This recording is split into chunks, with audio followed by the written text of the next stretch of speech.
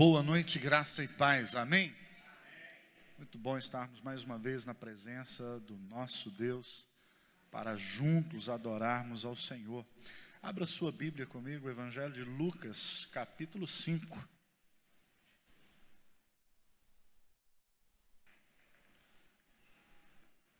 Nós temos o subtítulo aí, a pesca maravilhosa.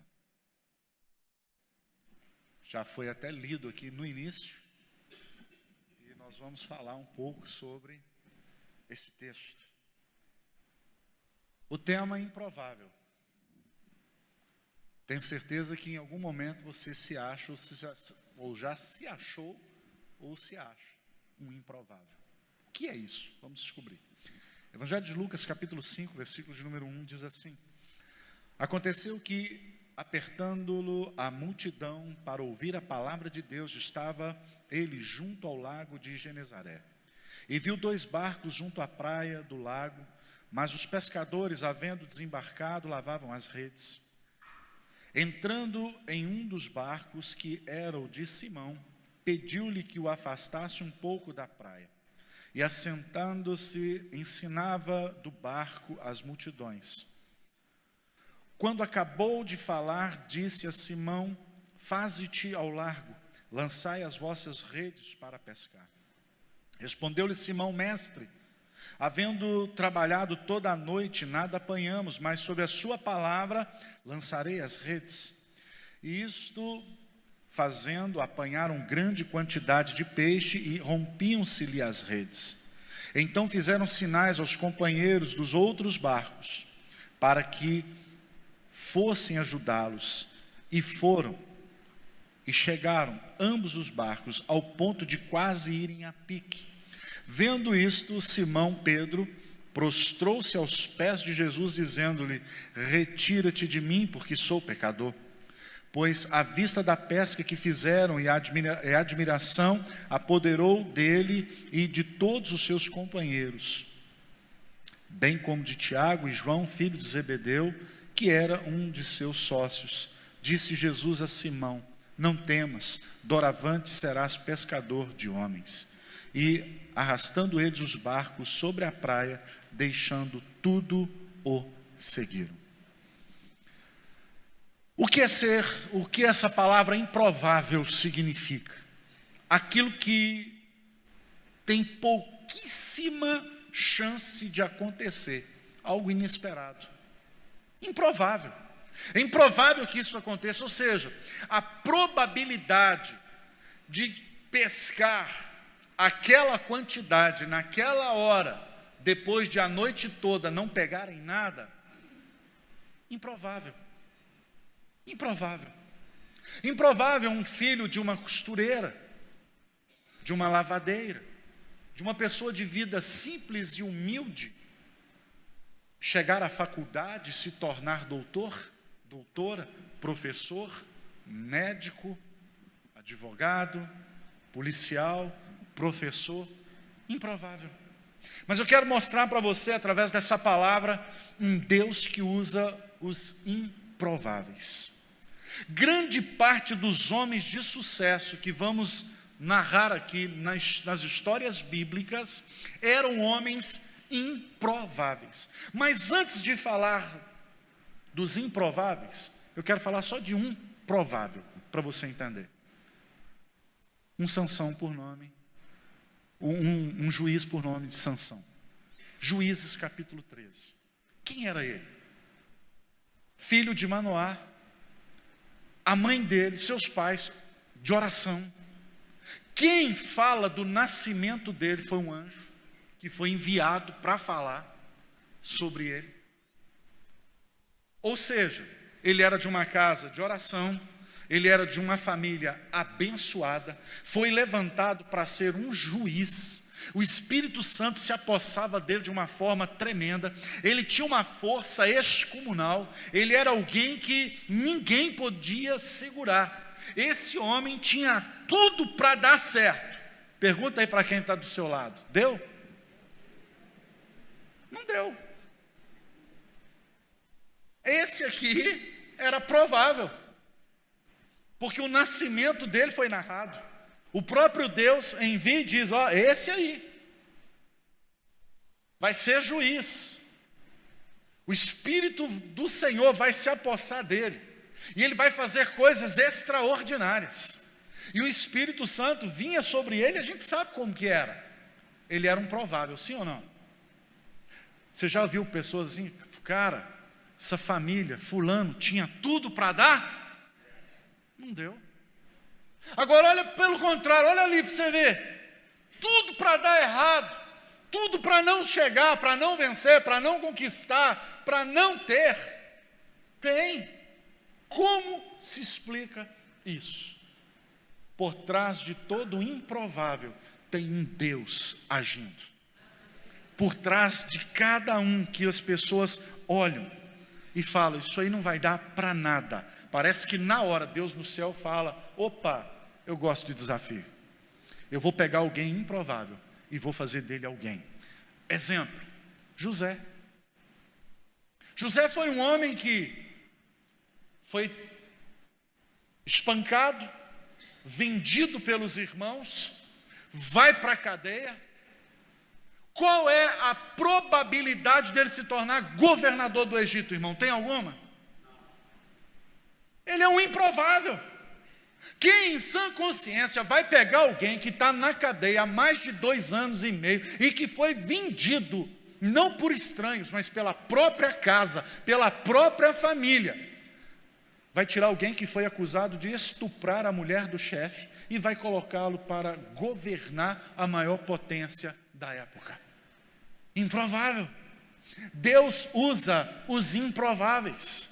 Deus usa pessoas que, ao olharmos, não tem nada para dar certo.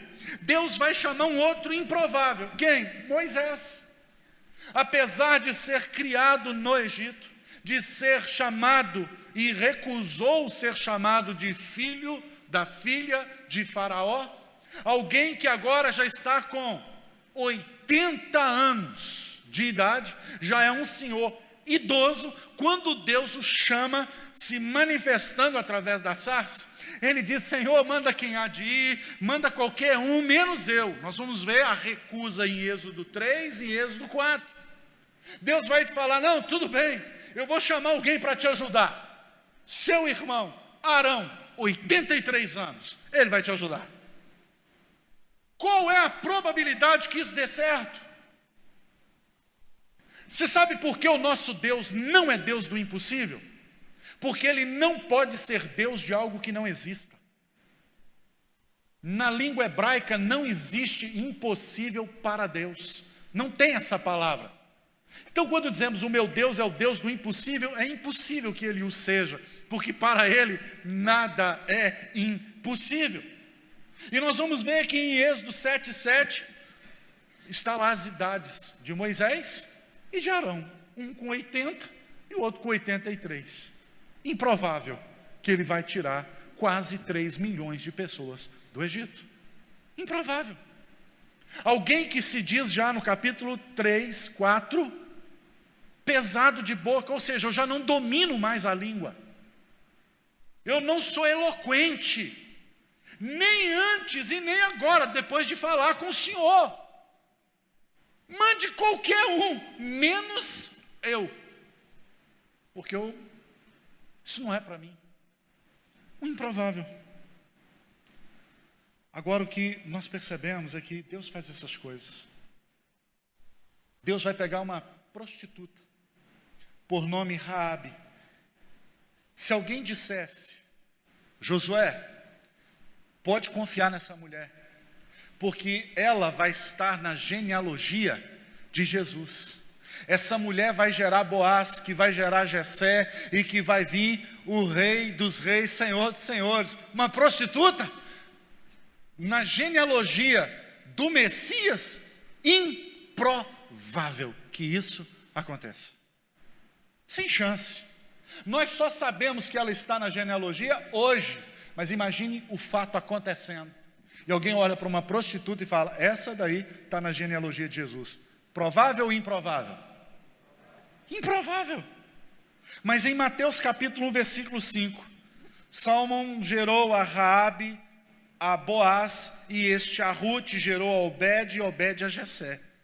Jessé gera Davi, e aí nós temos a descendência do Messias. Em Hebreus capítulo 11, 31, pela fé, Raabe, a meretriz, não foi destruída com os desobedientes, porque acolheu com paz os espias. Você conseguiria hoje olhar para alguém que está atolado na droga, alguém que está com a vida, com a família toda destruída, já foi preso várias vezes, e dizer: vai ser pastor, vai ser um missionário, vai ser alguém que vai impactar? Você consegue enxergar isso aqui hoje, sim ou não? A gente fala: não, isso aí nunca vai dar para nada, isso aí só veio no mundo para dar dor de cabeça para a família. Eu quero dizer para você que Deus pode pegar um improvável e fazer ele se assentar no trono e governar uma grande nação. O nosso Deus é o Deus que gosta de usar os improváveis. Deus faz isso. Você conseguiria? Acredito que não. Nós temos o péssimo hábito de pré-julgar as pessoas. As pessoas cometem erros, as pessoas falham, e nós automaticamente as rotulamos para a vida toda. Em João 9:2, os discípulos disseram: quem pecou para que esse nascesse cego? Olha aí. Já tinham dito o quê? Já sentenciaram o cego a estar na condição que estava por consequência de quê? Pecado, julgou já. Agora o que Jesus vai dizer? Nem ele pecou, nem os pais dele pecaram. Ele está nessa condição para que hoje fosse manifestado nele a glória de Deus. Você pode entender isso aqui? Sim ou não? Isso que está acontecendo com ele é para que se manifeste. Essa palavra lá no texto do grego, manifestar, significa trazer para fora algo que já se manifeste. Ele está aqui hoje porque eu vou tirar de dentro dele aquilo que eu já vi. Querido, Deus vê o que ninguém vê. Nós vemos os rótulos, nós vemos os pré e temos os pré-conceitos. Deus vê além da aparência. Deus repreendeu Samuel em 1 Samuel capítulo 16, quando ele olha para Eliabe e fala: é esse, porque é bonito, é forte, é alto, é ele. Deus diz: ei Samuel, não atente para a sua altura, não atente para a sua aparência, porque eu não vejo como o homem vê. Deus vê o que ninguém vê. E eu quero crer e pregar para você nessa noite: Deus é o Deus do improvável. Deus é o Deus que pega aquilo que não é nada e transforma em grandes coisas. Deus é Deus que pega uma estéril e faz dela mãe de filhos. Você crê? O nosso Deus é Deus de milagres. Davi, outro improvável. Estou te dando aqui só na introdução, porque eu vou falar sobre Pedro. Só para você ver os improváveis. A Bíblia, ao falar de Davi, 1 Samuel 16:11, perguntou Samuel a Jessé: acabaram-se os seus filhos? Se você for pegar o contexto original, não sobrou nada, não tem um resto aí, não tem nada. E essa expressão hebraica, katon, está lá no dicionário de Strong, 6996. O que significa? Jovem, pequeno, insignificante, sem importância e repugnante. Não tem nada aí, um imprestável aí? Ah, tem. Davi, o improvável. O que Davi diz no Salmo 51? Somente contra ti pequei. O Senhor me tirou por detrás das malhadas. O Senhor me tirou do monturo. O Senhor me colocou para assentar entre os príncipes. O improvável. Se Deus pega alguém repugnante, alguém insignificante e sem importância, porque era assim que os seus irmãos o viam. Nós vemos o tratamento da família de Davi em 1 Samuel, no capítulo 17, quando ele vai levar alimento aos seus irmãos, a forma como eles os desprezam. O improvável vai ser rei. O improvável vai ser governador. Uma improvável vai estar na genealogia de Jesus. O improvável. Deus ama usar improváveis para que a glória seja sempre dele e nunca nossa. Eu nem era para estar aqui, irmãos. Eu sou um improvável. O meu pai, na década de 60, com hanseníase, no seminário, em Governador Valadares, tudo o que ele usava era colocado à parte, só ele podia usar, um pré-conceito. Quando ele começou a pastorear, na casa onde ele ficou, quando ele saiu no dia seguinte, a cama foi queimada. Tudo o que ele usou foi jogado fora. Nós, como filhos, estigmatizados por todo mundo, filho do pastor Jonas, afasta. Por quê? O pai dele tem hanseníase. E então a convenção do Estado, naquela época, década de 60, 70, teve uma grande ideia. O pastor Jonas, que ainda é seminarista, o que nós vamos fazer com ele? Ele não pode ser pastor. Tem lepra. Porque naquela época era assim que era chamado. Não pode ser pastor. O que nós vamos fazer? E alguém que eu não sei quem teve uma grande ideia. Vamos ordenar o pastor Jonas ao ministério e vamos colocá-lo dentro da colônia Santa Isabel, que é o leprosário. Então ele vai ser pastor dentro de uma colônia de hanseníase. E aí ele fica por lá. Esse improvável batizou mais de 1000 pessoas. Abriu vários e vários templos, construiu vários templos, casas pastorais no estado de Minas. Improvável. Eu sendo filho dele, qual era a probabilidade? Mas vamos ordenar o pastor Wesley, porque ele vai ser pastor aqui dentro da colônia também. Como fui, como a Camila, bebê no meu colo da Eté, entrando nos pavilhões de hanseníase para visitar os irmãos da igreja. Então eu estou falando para vocês que o Deus que eu sirvo é o Deus do improvável. Ele faz essas coisas. Eles pegam aquilo que não era para ser nada e faz alguma coisa. Por que você acha que eu construo? Por que você acha que eu tenho essa veia, esses negócios? Porque eu herdei isso do meu pai. Um improvável.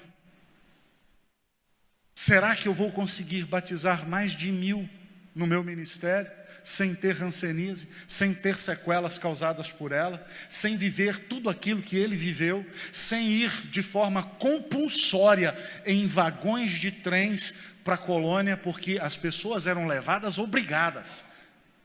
Dê um Google, vá para o YouTube, a história está lá. Os mesmos que levavam os vagões com judeus para serem incinerados, os mesmos vagões no Brasil, em algumas colônias pelo Brasil, também levavam pessoas que eram arrancadas à força de suas famílias. Improvável. Então eu sei o que é ser improvável. Davi era improvável. A Bíblia o descreve como, em 1 Samuel 16, 12, ruivo, de belos olhos e de boa aparência.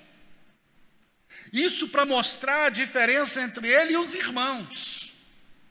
Ou seja, isso aí, olha, não vai servir. Embora a sua família não acreditasse nele, lembre-se, quem mata leão e urso no secreto, vai matar gigantes em público e será honrado por Deus. Porque ninguém, não tinha holofote, câmera, ninguém filmando Davi quando ele estava matando leões para salvar uma ovelha. Ninguém estava com Davi quando ele estava só matando ursos para proteger o rebanho. E o que Deus fez na vida dele no secreto, agora Deus está soprando o seu nome em público. Eu quero dizer para você, eu não sei quais leões, eu não sei quais ursos você tem matado no secreto, as lutas que você tem tido pela madrugada, em oração, pela sua casa, pela sua família, pela sua saúde, o quanto você tem lutado, e são batalhas, guerras que ninguém vê, mas eu quero dizer que a qualquer momento, Deus vai pegar você, um improvável, e vai fazer você matar gigantes para que todos possam ver.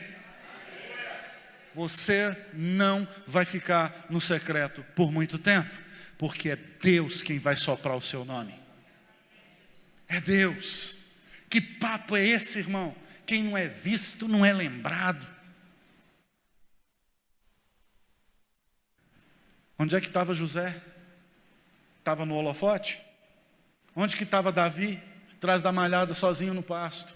Seja fiel no secreto quando ninguém te vê, porque se você for fiel, onde ninguém te fiscaliza, onde ninguém vê você, Deus vai te levantar para ser matador de gigante e promover você ao reino. É o que nós vemos aqui. Vamos ver o último improvável? Mais um. Gideão. Juízes 6, versículo 15. Senhor, homem valente eu. O senhor bateu na porta errada. Primeiro, deixa eu te contar um segredo que talvez o senhor não saiba. Em Manassés, menorzinho lá, é a minha família. E da minha família, o menor ainda sou eu. Ou seja, o senhor está pegando o menor do menor do menor. Eu sou o quê? Um improvável. Mas Deus olhou e falou, é com você que eu vou fazer esse negócio, Gideão. Porque você é um improvável, por isso eu quero usar você. Então o que eu quero te aconselhar nessa noite é, nunca despreze uma pessoa por você achá-la insignificante, pois poderá ser ela uma resposta para a sua oração. Nunca olhe ninguém assim, porque talvez Deus vai pegar essa pessoa para ser bênção na sua vida. Porque a gente faz isso, porque Deus usa os improváveis. E a gente acha que a nossa ajuda vai vir quando fulano de tal me ajudar, quando fulano de tal falar de mim, quando fulano de tal soprar meu nome, quando Beltrano estiver aqui. E Deus pode pegar alguém que ninguém dá nada e fazer o seu nome ser soprado. Porque Ele é o Deus que usa os improváveis. Ana, estéril, improvável. Mas ela gerou um dos maiores profetas da nação de Israel, Samuel. Quem era Ana? Uma improvável. Deus não escolhe por mérito. Deus não escolhe por currículo. Deus escolhe por graça, por favor imerecido. É para a gente olhar e falar assim, Deus, alguém que tinha tudo para dar tudo errado, alguém que não era para estar onde eu estou. Olha o quanto Deus é bom com você, olha o quanto você pisa na bola, olha o quanto você falha, olha o quanto você peca, e Deus ainda assim tem te abençoado, ainda assim Deus tem velado para cumprir a palavra dEle, que um dia Ele prometeu a você. Em 1 Coríntios 1, 27, pelo contrário, Deus escolheu as coisas loucas desse mundo, as coisas débeis, fracas desse mundo. Ele não escolheu as fortes, que é para dar um nó na cabeça de todo mundo mesmo, que é para deixar todo mundo em parafuso.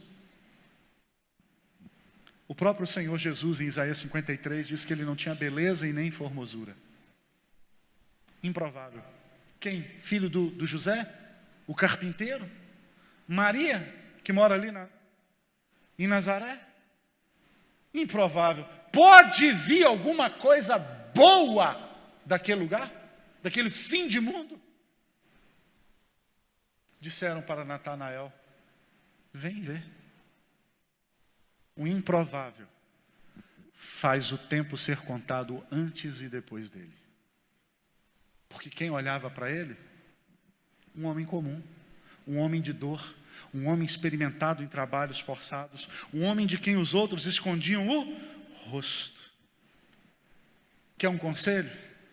Vira para quem está do seu lado e diga para essa pessoa assim: olha, pare de dar ouvido a opiniões de pessoas que não te vê como Deus vê. Para, meu irmão, de dar ouvido a opiniões de pessoas que não te vê como Deus vê. Porque as pessoas estão te vendo agora, no seu momento, a crise que você está enfrentando, o problema que você está enfrentando. Deus já te viu lá no governo. Deus já te viu lá, Ele te espera lá. Então nós precisamos parar com isso. Porque as pessoas dizem que você está errado. Não, fulano, não faz desse jeito, é desse jeito que é para fazer. Não, eu não concordo como fulano faz. Fulano tinha que fazer assim, fulano tinha que fazer desse jeito. Se fosse eu montava nessa forma, eu construía assim. Se fosse eu faria desse jeito. Por que as pessoas falam isso? Simples, meu irmão, porque você não está fazendo do jeito delas. Quando você não faz do jeito que elas querem, elas dizem: não sabe fazer, está fazendo errado, não é assim que é para fazer. Eu quero te dizer uma coisa: se Deus quisesse que fosse do jeito de outras pessoas, seriam elas e não você a estar fazendo. Está dando para me entender aqui? Porque se foi Deus que te chamou para fazer, não interessa o que os outros estão pensando. O que importa é o que Deus pensa. O que importa é o que Deus vê. Porque todo mundo tem opinião acerca de tudo. E nós precisamos parar de ter opinião formada sobre tudo. Sim ou não? Agora, quando um fracassado não consegue, sabe o que ele faz? Ele tenta fracassar você. Porque geralmente quem fala essas coisas é gente que fracassou e desistiu, parou. Muitos críticos são, na verdade, fracassados tentando ensinar o caminho do sucesso. Tem uma senhora na rede social de mais de 50 anos, solteira, nunca casou. E ela tem lá no canal dela, ensinando para as mulheres como escolher um parceiro para casar. Sabe o que mais me estranha? Ela tem milhões de seguidores.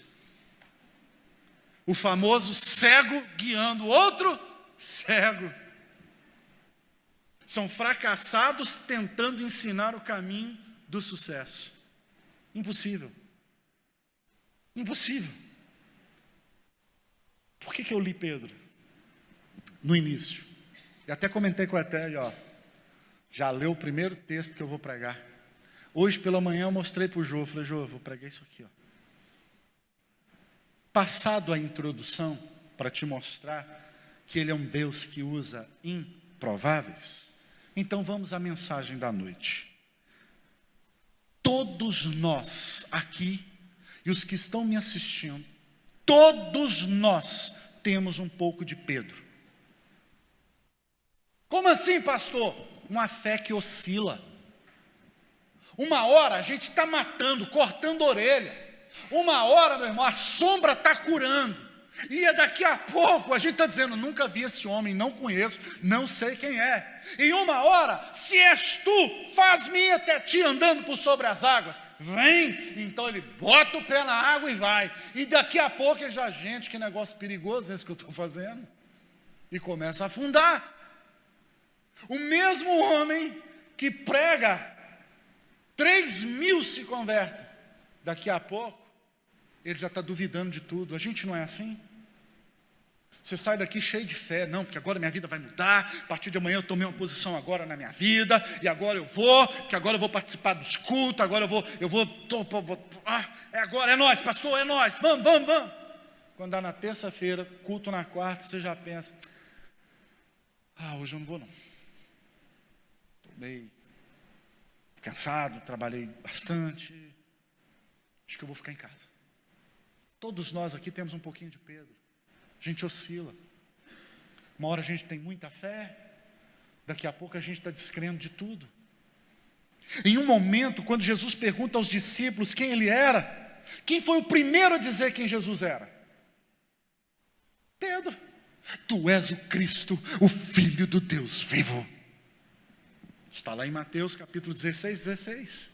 Jesus diz: Pedro, não foi carne nem sangue que te revelou, mas foi o meu Pai. 30 segundos, 1 minuto, 5 minutos depois, o mesmo Pedro está: Senhor, você não vai morrer coisa nenhuma. Você não vai para Jerusalém não. Você vai morrer não, Senhor. Se tiver que alguém morrer aqui, que morra eu. Para trás de mim, Satanás, que não cogita coisas de Deus, e sim dos homens. O interessante é como Pedro oscila assim. Pedro fala, Lucas 22, 33, ele porém respondeu: Senhor, estou pronto para ir contigo, para a prisão, para a morte. Eu morro por você, Jesus. Agora em Marcos 14, 71, ele está dizendo: eu juro que eu não conheço esse homem. Ele, porém, começou a praguejar e a jurar: não conheço esse homem de quem falais. De quem que vocês estão falando? Você anda igual, fala igual, veste igual. Não sei de quem que vocês estão falando. Alguém que falou: eu morreria. Conhece gente assim? Que uma hora ele está: não, meu irmão, estamos juntos. Vamos lá, vamos botar para quebrar, meu irmão, estou contigo. Mas daqui a pouquinho essa pessoa te abandona. Você fala: mas meu irmão, você me falou que estava comigo. Você não falou? Não, então, né?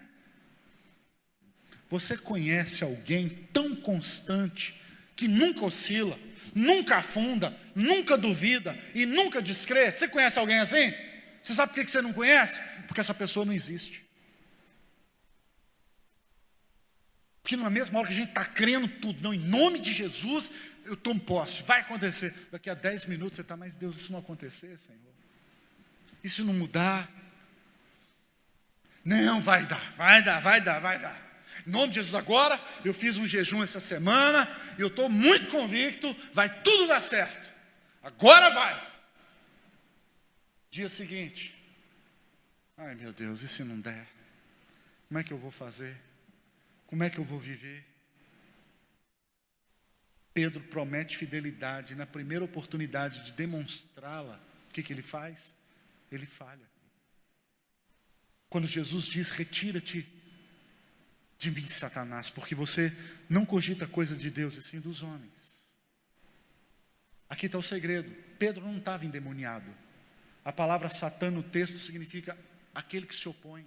Pedro, você está sendo opositor, porque você está analisando tudo que eu falei até agora, Pedro, no nível humano. Você cogita, você pensa humanamente, você pensa num nível inferior, Pedro. Você está pensando como todo mundo pensa. E eu estou há 3 anos e meio, Pedro, falando para vocês que eu vou para Jerusalém. Você ainda está no nível humano. Mas Pedro, quando você se converter? Percebe isso? O cara está andando sobre o mar, gente. O cara está botando a mão e as pessoas estão sendo curadas. O cara está fazendo um monte de coisa extraordinária. E agora Jesus vem e fala: quando você se converter, Pedro? Quantas pessoas não estão assim nessa mesma condição na igreja, irmãos? Ora, profetiza, mas ainda não tiveram um encontro de verdade com Jesus. Estão lá, mas intimamente ainda não. Quantas vezes saímos daqui de um culto cheio de fé e no dia seguinte a gente está duvidando de tudo? Uma pessoa outro dia postou: rede social é uma benção, que elas fazem fofoca delas mesmas. Já não estou mais acreditando nesse negócio de igreja, já não estou mais acreditando nesse negócio de pastor, já não estou mais acreditando nesse negócio de Deus, negócio de céu. Mas estava aqui outro dia acreditando em tudo. Daqui uns dias vai estar aqui de volta, acreditando tudo de novo. Tomara que esteja me ouvindo. Olha como que a gente oscila. Todo mundo, inclusive essa pessoa, tem um pouquinho de Pedro. Ou você nunca duvidou, ou você nunca entrou em parafuso, meu irmão, ou você nunca se questionou. Será que Deus existe mesmo? E se Deus não existir? E se esse negócio foi o Big Bang mesmo, um negócio que explodiu lá? Eu não sei como é que é uma explosão que não existe nada e aí existiu uma explosão do nada. Mas tudo bem, tem que ter mais fé do que eu para isso. É a mesma coisa de eu olhar para o estacionamento e ver uma borrachinha começar a crescer, depois essa borrachinha vira um pneu, depois vem um aro, depois vem o rolamento, aí vem a mocinética, e aí vai vindo tudo, o motorzinho. É a mesma coisa de eu acreditar que toda essa complexidade que a gente vê, toda essa diversidade veio do nada. Mas se eles têm essa fé aí, uma fé meio doida.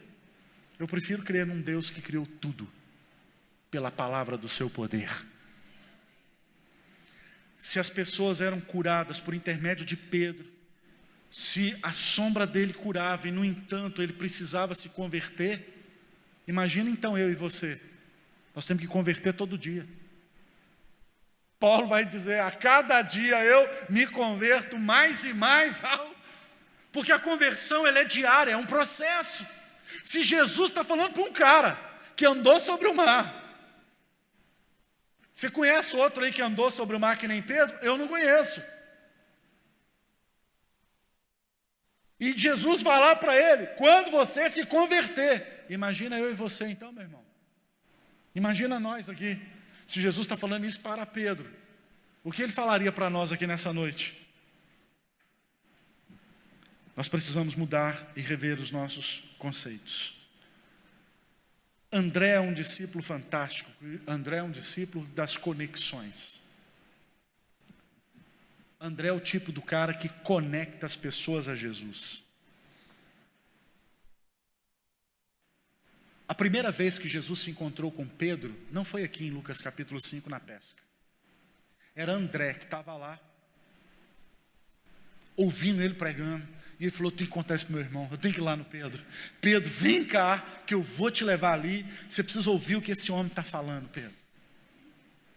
André é o cara da conexão. Olha, tem um garoto aqui, que tem 5 pães e 2 peixinhos. Você não vai ver André fazendo milagre, você não vai ver André fazendo coisa extraordinária, mas ele está feliz em fazer o que ele faz, conexões. Ele leva as pessoas até Jesus.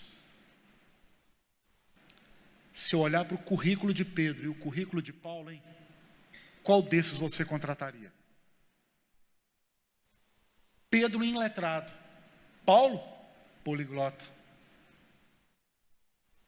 Evangelho de Marcos, quem escreveu? João Marcos. Quem ditou? Pedro. Talvez seria Pedro que deveria ter escrito o Evangelho de Marcos. Mas como ele não é um cara muito bom da caneta, isso a gente vê lá nas epístolas dele, ou na pena, então ele dita e Marcos escreve. Olha aí. Mas Pedro era o mais crente de todos os apóstolos, porque ele morava na casa, e quem morava com Pedro?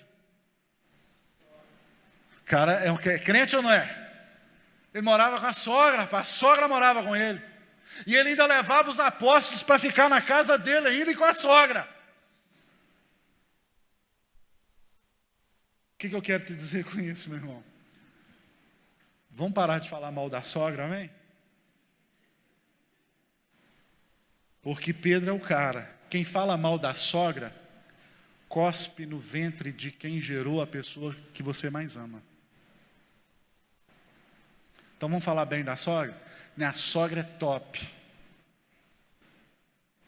Mora lá em Betim. Minha sogra é, top. Né, amor? Amém. Irmão, o que nós temos que aprender? Grave isso que eu vou te dizer. Só fale algo quando for melhor que o silêncio. Só fale algo quando o que você for falar é melhor que o silêncio. Porque se não for, você faz o quê? Fica calado. Pedro tinha uma empresa de pesca, era sócio com os filhos de Zebedeu, Tiago e João, e André, o irmãozinho do Pedro. Nos evangelhos tem uma lista dos apóstolos. Qual é o nome que aparece nos evangelhos? O primeiro, sempre é o de Pedro.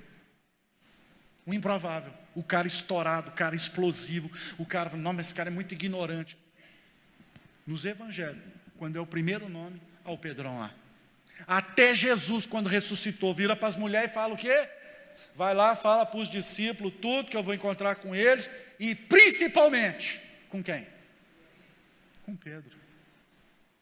Com o improvável, com o iletrado, com o pescador, com ele. Fala lá. Todos escrevem e reconhecem Pedro como líder, porque tem algo nele que o diferencia dos demais. Esse Pedrão sanguíneo, Pedrão colérico. Quem foi o primeiro apóstolo a entrar no túmulo de Jesus? Quem foi? Pedro. O João chega primeiro, mas para. O Pedro é que falou, dá licença que eu estou entrando. Esse era o Pedro. Era um cara para frente, um cara que vai mesmo, um cara que pega o boi pelo chifre. Jesus falou, tem que ser ele, porque eu preciso de um cara assim. Jesus podia ter falado, eu vou chamar os meus discípulos lá em Jerusalém, vou na melhor faculdade de Jerusalém e vou pegar os homens mais cultos, os homens mais letrados, que falam vários idiomas, porque a gente vai propagar o evangelho mais rápido. Mas foi isso que Jesus fez? Não, ele chega para Pedro e fala assim, Pedro, eu estou com umas ideias aqui, cara, eu vou pregar uns negócios muito diferentes, e o que eu vou falar para esse povo, nós vamos revolucionar o mundo. Você está dentro? Pedro falou, agora, vamos lá. Esse é o Pedro, bora. Se eu disser aqui, irmão, estou com essa ideia, esse projeto, vamos fazer? Você seria Pedro? Para dizer, pastor, Deus está nesse negócio, vamos embora. Mas eu acho que é assim. Eu penso, não, Pedro não pensou, não achou nada. Ele falou, Senhor, bora fazer. Vamos lá, estamos dentro. Mas esse mesmo homem, que era tudo isso, vai negar Jesus 3 vezes. 3 vezes ele vai dizer, não conheço. Não sei quem é. Lucas 22, 33. Tu, porém, quando te converter, Pedro, volta e fala aos teus irmãos. Um improvável, agora, Pedro, Atos 2, 41. Numa pregação, gente, num dia, quase 3.000 pessoas se convertem. Aonde que você viu Paulo pregando e 3.000 convertendo? O André. Aonde? João, Bartolomeu. Parece que o Bartolomeu só estava lá tipo assim, vamos, ele ia. Ele parava, porque cadê o livro do Bartolomeu? Tem alguma coisa escrita? E o Bartolomeu chegou em tal. Mas e o Pedro? Pedro era o cara. Pedro era o improvável. Em Atos capítulo 3, olha que coisa fantástica, versículo 4. Pedro, fitando junto a eles, disse, olha para quem? Para mim? Olha para quem? Para nós. Quem estava junto? João. Olha para nós. Aí ele vai continuar no plural. Nós não temos ouro, nós não temos prata, mas o que eu tenho, singular agora. Agora já não é mais plural, porque ele sabia, isso aqui não é o ministério do João. E o João estava bem com isso, porque o João que escreve o evangelho de João, ele fala assim, eu sou aquele que Jesus amava. Você cura, Pedro, você faz um monte de milagre, bacana, mas eu sou o cara que Jesus ama. E eu estou bem com isso. É o mesmo que vai escrever o Apocalipse. Olha para nós. Não temos, mas o que eu tenho, isso eu te dou. Levanta e anda. O improvável agora, mas o que eu tenho. A fala dele é fantástica. Você tem nessa noite? Porque Pedro está dizendo, não tenho ouro, não tenho prata, não tenho nada disso, mas eu tenho algo que vale mais do que isso. João está tranquilo, porque ele sabe, essa não é para mim, é para o Pedro. Agora o que eu quero que você perceba? Pedro não se tornou o que se tornou da noite para o dia. Foi um processo, irmão. Sabe qual que é o nosso problema? A gente tem dificuldade com processos. A gente quer que o cara aceita Jesus hoje e já se torne um querubim ungido amanhã. A gente quer que a pessoa entre aqui na igreja, levanta a mão aceitando Jesus, e quando você topar com ela na rua, na segunda-feira, você quer que essa pessoa seja um quinto homem da Trindade. É processo, irmão. Vai haver tropeços, oscilações. Lembra que todo mundo que está aqui oscila? Num dia a gente está muito crente, a gente está pegando capeta pelo chifre, expulsando o nome de Jesus. No outro dia a gente está, será que Deus existe? É processo, tudo na nossa vida é um processo. O primeiro encontro de Jesus com Pedro não foi nessa pesca. Em João capítulo 1, versículo 40, era André, o irmão de Simão Pedro, um dos dois que tinham ouvido o testemunho de João e seguido Jesus. 41, ele achou primeiro seu próprio irmão, Simão, a quem disse, achamos o Messias, que quer dizer o Cristo. 42, e levou a Jesus, olhando Jesus para ele, disse, tu és Simão, filho de João, tu serás chamado Cefas, que quer dizer Pedro. O que essa frase de Jesus significa? Pedro, você ainda não me conhece, mas eu conheço você. Porque quando Pedro chegou, tu és Simão, filho de João. Você não vai ser conhecido como Simão. Você vai ser Pedro, uma pedra que eu vou polir, que eu vou trabalhar, que eu vou lapidar, que eu vou fazer com que você venha impactar o mundo. Aí Pedro ouviu a pregação e foi fazer o quê? Foi pescar. Porque ele era o quê? Mas Jesus falou o que para ele naquele dia? Eu te conheço. Irmão, Jesus te conhece. Quando ninguém te vê, ninguém te conhece, mas Jesus sabe quem é você. Agora, voltando para o Evangelho de Lucas, versículo 2 do capítulo 5, e viu 2 barcos junto à praia do lago, mas os pescadores, havendo desembarcado, faziam o quê? Lavavam as redes. A frustração não é apenas por não pegarem peixes. A sobrevivência da família dependia daquele ofício. Não era recreação. Você gosta de pescar, não gosta, Jô? Quando você vai lá e não pesca nada, como é que você volta para casa? O pescador, isso não acontece, pastor. Não acontece porque ele passa ali na feira e compra aqui, Marciana, pesquei. Ele só esquece de tirar o carimbinho do frigorífico Teixeira. Para gente que, eu não pesco, né? Não como os pescadores aqui da igreja, né, Estordia? Mas para quem gosta de pescar, você vai lá e não pega nada. Você, não, eu gosto, pelo menos para distrair. Mas você volta chateado porque não pegou. Agora você imagina esses homens que para manter e sustentar a família, dependia da pesca. Para pagar imposto, para botar comida na mesa. De onde vinha o recurso? Da profissão, da empresa de pesca deles. Irmão, agora presta atenção. Presta atenção nisso aqui que eu vou te falar. Você que está aqui, que é profissional de alguma área, você que trabalha, você em casa. Se a pescaria tivesse sido um sucesso, se o barco do Pedro, naquela noite, ele tivesse lotado ele de peixe, Jesus não caberia no barco de Pedro. Se a pesca de Pedro naquela noite tivesse sido um sucesso, Jesus não teria entrado no barco do Pedro. Pedro iria aproveitar a multidão para vender o peixe e resolver a vida. Jesus estava ali, a multidão estava, opa, essa noite pesquei, bora ao peixe, promoção hoje, hein? Bora lá. Sabe o que te aproxima de Jesus? Você sabe o que aproximou Pedro de Jesus? Vira para quem está do seu lado e diga assim: o fracasso de uma noite. Onde você está achando que você está fracassando, é onde Deus vai usar esse fracasso para se encontrar com você.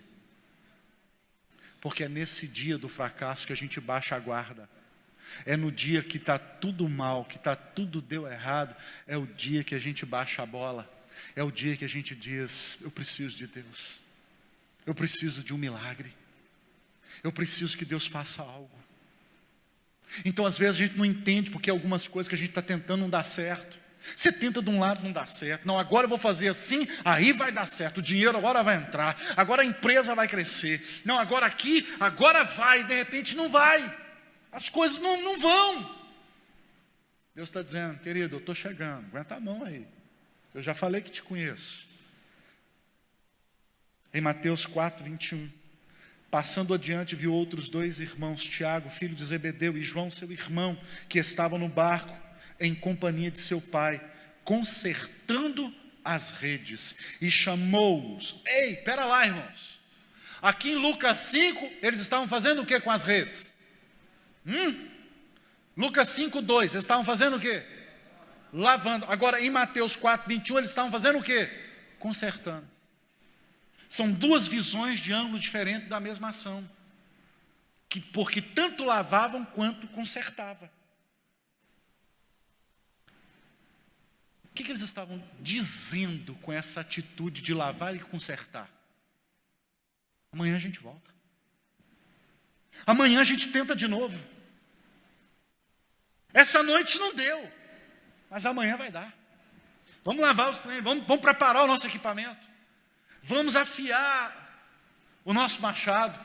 Vamos preparar as ferramentas. Vamos consertar as redes. Vamos, porque hoje não deu, mas amanhã vai dar. É assim ou não a minha e a sua vida?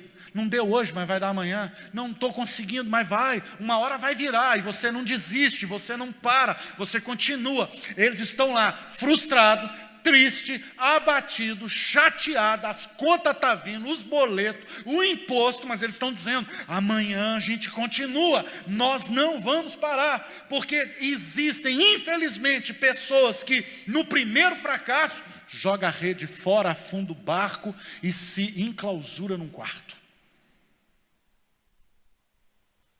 Tem gente que quando as coisas não funcionam do jeito que elas gostariam, joga a rede fora.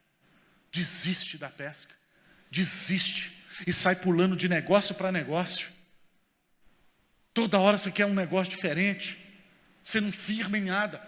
Não peguei, mas vou lavar a rede, amanhã eu estou lá de novo. Não peguei, vamos consertar a rede, porque amanhã a gente volta para o mar de novo.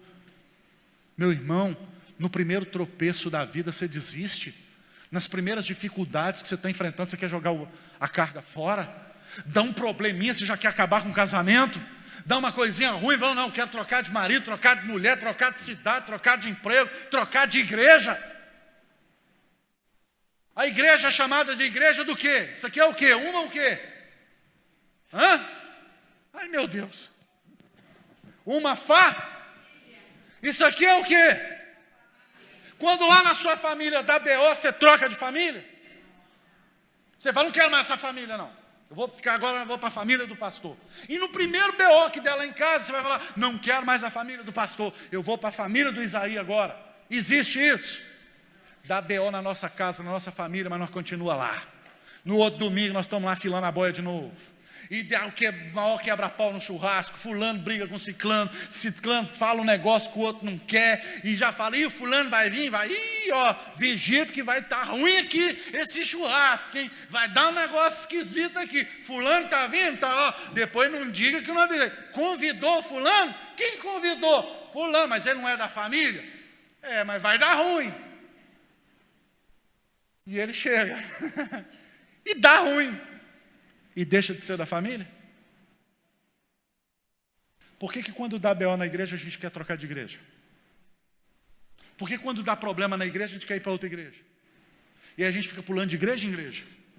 De igreja em igreja. Não, pastor falando de negócio, eu vou para outra igreja. Não é família esse negócio? Então isso é tudo mentira. Porque aqui vai ter gente oscilando o tempo todo, irmãos. É o que eu gostaria? Não, eu oscilo. Tem dia que eu estou no sofá em casa, cheio de interrogação na cabeça. Cheio de, por que Deus? E aí, você sabe o que eu falo? Deus, tem misericórdia da minha humanidade? que é carne, Deus.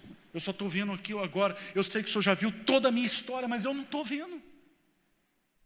Então me ajuda, Deus, a ver o que o Senhor está vendo, porque eu não estou vendo nada. E o que eu estou vendo está me fazendo desacreditar de tudo, Deus. Você nunca teve isso não, irmão? Crise? Por isso que Deus usa a gente, os improváveis. Quantas vezes, irmão, eu já subi nesse púlpito para pregar para vocês aquilo que eu gostaria de estar vivendo. Mas enquanto eu estou pregando para vocês, Deus está me curando. Enquanto eu estou falando para vocês, Deus está me curando, Deus vai me curando, Deus vai me curando. Porque isso aqui não é lugar de gente certinha, gente perfeita. Isso aqui é um lugar de pessoas que estão em processo. E o processo dói. O processo às vezes é traumático. O processo às vezes não é legal. Porque para colocar um osso quebrado no lugar, meu irmão, é terrível. E depois que você tira o gesso e descobre que o troço ainda colou errado, vai ter que fazer o que de novo? Quebrar outra vez. Aí você fala, nossa, tudo de novo? Tudo de novo. Isso é lavar a rede. Não desista.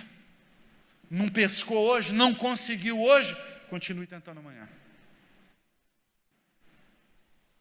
Nós só estamos com esse templo iluminado porque há muitos, e são muitos e muitos anos atrás, alguém de quase, por mais de não sei quantas tentativas, eu acredito que passaram das 1000, o Thomas Edison fez uma lâmpadazinha, energia elétrica, descobri, e tirou todo mundo do escuro.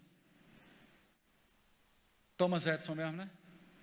É isso mesmo aí? Meus universitários. Tominhas lá, que teve mais não sei quantas outras descobertas. Porque ele não desistiu. Abraham Lincoln nunca ganhou nem para vereador nos Estados Unidos. Tem uma estatuazinha lá hoje dele, porque ele não desistiu. Porque ele falou, vou lavar a rede, amanhã eu vou de novo. Vou remendar, porque amanhã eu tento de novo, e de novo, e eu vou morrer tentando. Porque impossível é tudo aquilo que não se tenta. Nelson Mandela disse isso. Diga comigo, os vencedores vencem dores. É isso aí que a gente faz. Eles nos mostram que estão frustrados, mas lavando. Frustrado, mas consertando. Decepcionado, mas tentando. Não vou parar. O que eles poderiam ter pensado? No dia em que não apanhamos nada. Olha a quantidade de cliente na praia. Porque Jesus estava falando para quem? Uma multidão. E os caras lavando a rede. João, olha você vê, olha o tanto de gente aqui hoje. Você já pensou se nós tivéssemos pego, rapaz, nós ia vender peixe aqui, nós ia pagar as contas, tudo. Logo no dia, rapaz, que vê essa galera toda aqui, nós não temos produto. Logo no dia de vender. Pergunta para quem está do seu lado, você sabe por que Jesus entrou no barco de Pedro primeiro? Pergunta aí, por que Jesus entrou no barco de Pedro primeiro? Pergunta. Por que Jesus, irmão, não entrou no barco de João? Pedro é o quê? Colérico. Pedro é o cara sanguíneo. Então Jesus falou, eu tenho que entrar no barco dos problemáticos primeiro. O João é gente resolvida. Você sabe por que você foi o primeiro que aceitou Jesus na sua casa? Porque ele entra no barco de quem primeiro? Pastor, aqui na minha casa, pastor, só eu que aceitei Jesus. Não é porque você é o mais bacana, não. Talvez é porque você é o mais problemático. Então, para salvar a sua casa, tem que começar com o problemático. Porque a hora que a sua família olhar para tu e falar, gente, fulano está mudado? Essa mulher mudou? Tem um negócio diferente aqui. Que igreja que ela está indo? É na igreja mesmo? Ou ela está usando alguma coisa? Não, é na igreja mesmo. Então, foi por isso que Jesus entrou no barco de Pedro primeiro. É por isso que ele entrou no seu e no meu barco primeiro. Porque se ele não trata com a gente primeiro, ele não alcança a nossa família. O João está tranquilo. João sabe quem ele é. Enquanto Jesus pregava, presta atenção, o que Pedro estava fazendo? O que a multidão estava fazendo enquanto Jesus pregava? Descansava. Porque o cara pescou à noite, pegou alguma coisa. Agora ele estava fazendo o quê? lavando e remendando. Jesus falou, me empresta o barco, emprestou. Pedro sentou para ouvir. Enquanto você está sentado ouvindo, você está fazendo o quê? Descansando, sim ou não? Agora, meu irmão, cá para nós, será que já não está na hora de você parar para descansar um pouco também, não? Tudo é trabalho, trabalho, trabalho, trabalho, trabalho, trabalho. Será que está na hora de você dar uma descansada? Para ouvir a instrução que Deus tem para a sua vida? Tenta conversar com alguém que não para. Você já foi visitar uma pessoa que está limpando a casa e ela não tem a capacidade de pegar a vassoura, o rodo e falar, não, fulano, pera lá, vamos conversar. Não, fulano, vai falando que eu estou te ouvindo. Vai falando aí, tá? Nossa, menina, é mesmo? Sério, hein? Você fala o quê? Vou embora, essa pessoa não... Tem um espírito de Marta na vida dela. Você faz o quê quando você chega numa casa de uma pessoa assim? Você fala, não, depois outra hora eu volto. Pode fazer suas coisas aí. Depois eu volto. Vai arrumando. É as Marta da vida. Meu irmão, está na hora da gente dar uma diminuída na velocidade. Porque está chegando uma grande pesca e vai exigir muito de você. Quando esse momento chegar, você tem que estar pronto. Porque você fadigou a noite toda, então senta, descansa. Porque está vindo uma manhã de Deus para a sua vida aí, você crê nisso? Está vindo um tempo de Deus aí para você, creia. Pare para corrigir, pare para consertar, pare para aprimorar. Mas diga comigo, eu vou parar para descansar. Diga para quem está do seu lado assim, olha, dê férias para sua mente. Pastor, eu não sei, pastor, bota a cabeça no travesseiro, pastor, o cérebro não desliga. É a noite inteira que é negócio ali, eu vou, faço, não sei o que, vou lá onde. E aí quando eu ver, clareou o dia, eu estou um bagaço no outro dia. Como que Deus vai te usar desse jeito? Como que Deus vai fazer algo extraordinário na sua vida desse jeito? Você não dá férias para sua mente? Lucas 5,5, respondeu-lhe Simão, mestre, havendo trabalhado a noite toda, nada apanhamos, mas sobre a sua palavra lançaremos as redes. Agora no versículo 7, então fizeram sinais aos companheiros do outro barco, para que fossem ajudá-los. Epa, agora já é tanto peixe que já não cabe só no barco de Pedro mais. Agora já tem que chamar, ô João, traz aí o João barco, chega junto aqui. O que eu aprendo?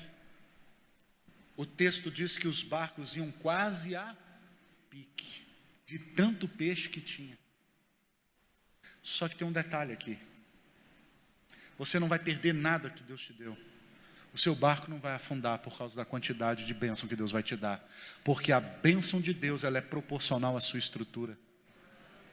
Ir quase não é o fatal.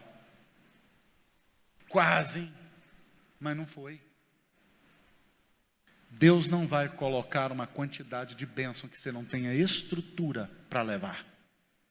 Então você precisa aprimorar, você precisa melhorar, você precisa consertar para aquilo que Deus vai fazer na sua vida. Está dando para a igreja entender isso aqui, sim ou não? E foram e encheram ambos os barcos ao ponto de irem quase a pique. Tudo que Deus faz para nós não tem a ver com a gente. É sempre para que outras pessoas sejam abençoadas através da gente. Porque agora não é só para o barco do Pedro, é para os outros barcos que estavam à volta também. Sabe por que Deus quer te abençoar? Para que a sua bênção alcance todo mundo que estiver perto de você. É para que todo mundo que chegar perto de você será abençoado através de você. Você crê nisso? Você não vai perder nada do que Deus te deu. Sabe por quê? Deus conhece a sua estrutura. Agora, o interessante é que no versículo 5, Pedro chama Jesus de quê? Mestre. E ele não estava errado, Jesus é mestre, sim ou não? Agora, irmão, agora ele vai parar de chamar Jesus de mestre. E no versículo 8, ele fala, Senhor, retira-te de mim, porque eu sou pecador. No 5, mestre. Agora no 8, Senhor. E o Senhor no texto lá é Kyrios. Kyrios no grego é aquele que é dono e provê tudo. Pedro agora entendeu com quem que ele estava lidando. Caminhando para o final. Existem experiências com Deus que mudam a nossa relação com Ele. Porque a primeira relação de Pedro foi com o mestre. Mas agora ele reconhece que esse mestre é Senhor. E aqui o interessante é que Jesus vai falar assim: ô Pedro, doravante serás pescador de quê? De homens. A palavra aqui é zogreu, do grego. O que essa palavra significa? Pedro, você pescou peixes vivos para matar. Mas a partir de agora, Pedro, você vai pescar homens mortos para que possam viver. Você pescou para tirar a vida. Agora você vai pescar gente morta para dar vida para essas pessoas. Porque é isso que Deus quer fazer com os improváveis. Fazer de você pescador de almas. Na presença dele sempre será um paradoxo. Porque no versículo 11 de Lucas 5, e arrastando eles os barcos sobre a praia, deixando tudo, o seguiram. Se o barco estivesse vazio, eles teriam deixado o quê? Mas agora o barco está cheio de quê? Agora, irmão, presta atenção no que eu vou te dizer. O que você vai ter que deixar para viver o propósito de Deus para a sua vida? Quando Deus pediu para Abraão a Isaac, Deus nunca quis Isaac. Ele queria ver a disposição do coração de Abraão para entregar. Ele nunca vai te pedir algo que ele não tenha te dado. Agora Pedro já tem algo para abrir mão.